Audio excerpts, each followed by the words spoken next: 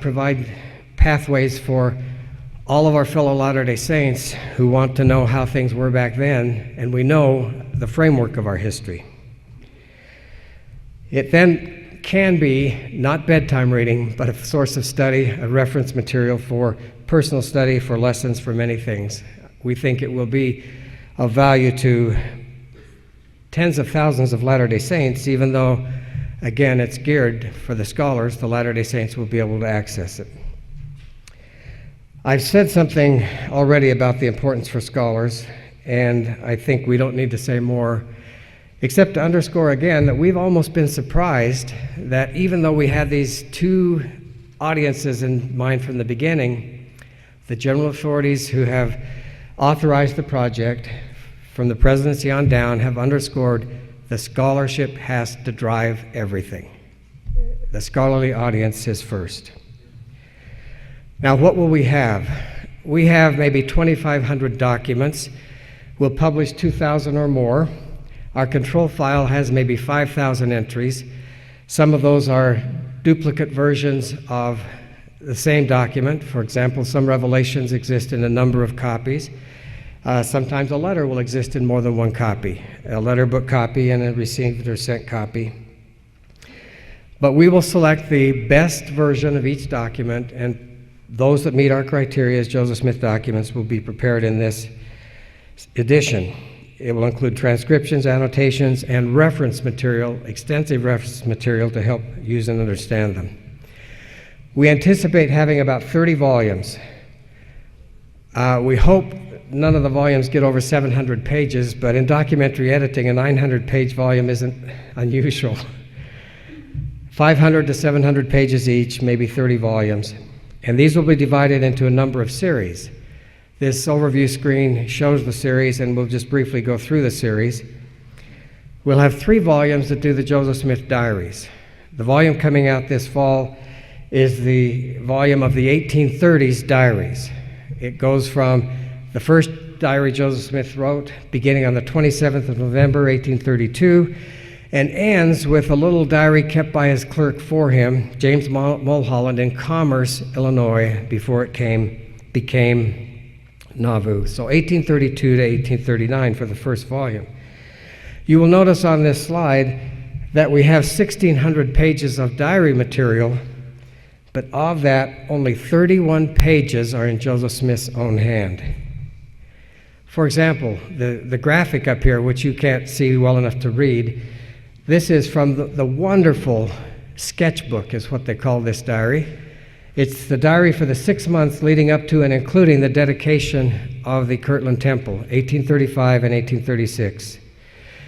And Joseph Smith dictated a number of entries here that were in the hand of his scribe, but he only wrote in his own hand one, and that's the diary that's on this screen. And whenever you see Joseph Smith's own hand, there's a quality of personality and character which you might expect comes through different from when his scribes are writing for him.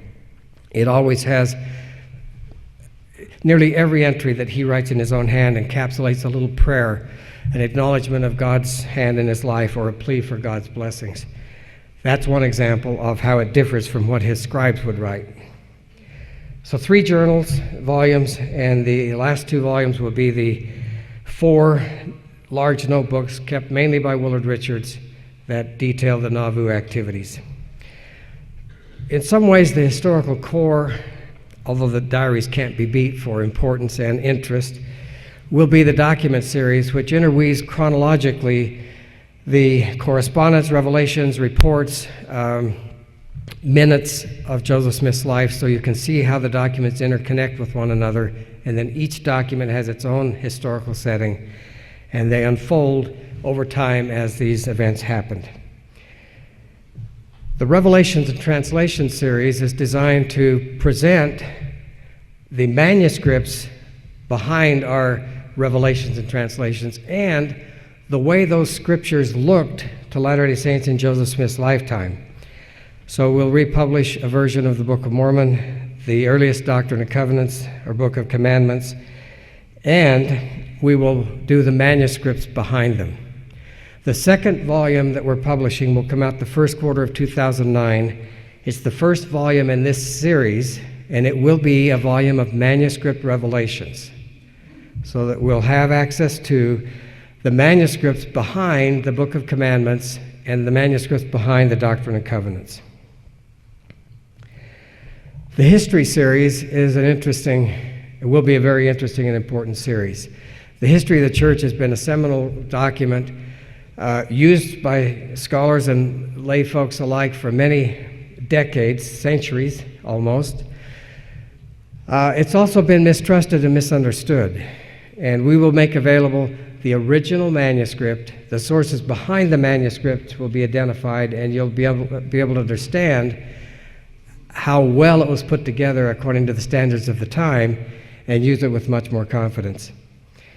It will also give us the opportunity to correct chronological and other errors in the history. These folks worked under very difficult circumstances spread over a number of years, using the documents at hand, and in some cases we have more documents at hand than they did, and we can make corrections that have been embedded in the history all these years.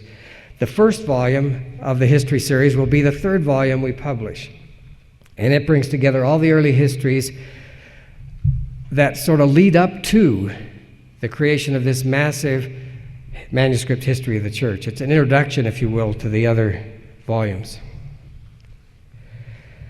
The legal and business series will be of great interest. This is one that Elder Jensen, a lawyer himself, always has asked me several times, Ron, can't we put that on the web?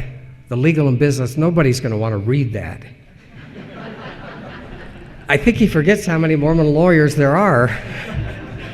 I tell him that we're going to sell more volumes of the legal than we will of the Revelations. But at any rate, it's going to be very important because it has so much new material and helps underscore why Joseph Smith did what he did and how well he operated in the legal and financial world he lived in. We'll have 3 volumes. The first is going to be fully drafted, hopefully by the end of this year. We're now writing cases, not just gathering case files. And I think it will be a marvelous addition to historical understanding of Joseph Smith, of the legal world he lived in, and of the challenges the church faced in his lifetime. The administrative series will bring together records that were kept in his office, the minute books, the letter books, and other records of great importance. Now, just a little bit more detail about how the project operates on the operational level, day to day. We collect the documents, we study each one to make sure we understand the chain of custody, the provenance, that is, who created it, when, where it's been. We are all aware of the Hoffman problems in the 1980s. We think we know what all those are, but he's not the only one capable of forging documents. Most of these documents, again, have been in our possession for a long time, but we are very cautious in working through a provenance and chain of custody for every document so we can have confidence in it. Then we create transcriptions. And the transcriptions are not simply, let's type this out and put it to the web or prepare it for publication. We verify 3 different times with different techniques and eventually proofing against the original with modern technology where we need to. We've used multispectral imaging, we use magnification, ultraviolet light. George Throckmorton was one of the criminal investigators that helped unveil the forgeries of Mark Hoffman. He then afterward worked for the Utah State Crime Lab. We consulted him when we were going to purchase a new microscope about which kind of equipment he would recommend as being most useful. He said, well, here's what you could do, or there's what you could do, but I can save you some money. Get the raw images of a very high resolution scan, put it in Adobe Photoshop, and I'll show you what kind of tweaks will let you see what you can't see with the microscope. So together, we have been able to do some very interesting things in reading and recovering texts. Dean Jesse has been involved in correcting texts of Joseph Smith for many, many years. One of the most interesting examples is an item in the history of the church that was published, transcribed and published. Emma had another child. which did not survive its birth. And Dean showed us some time ago that that doesn't say Emma had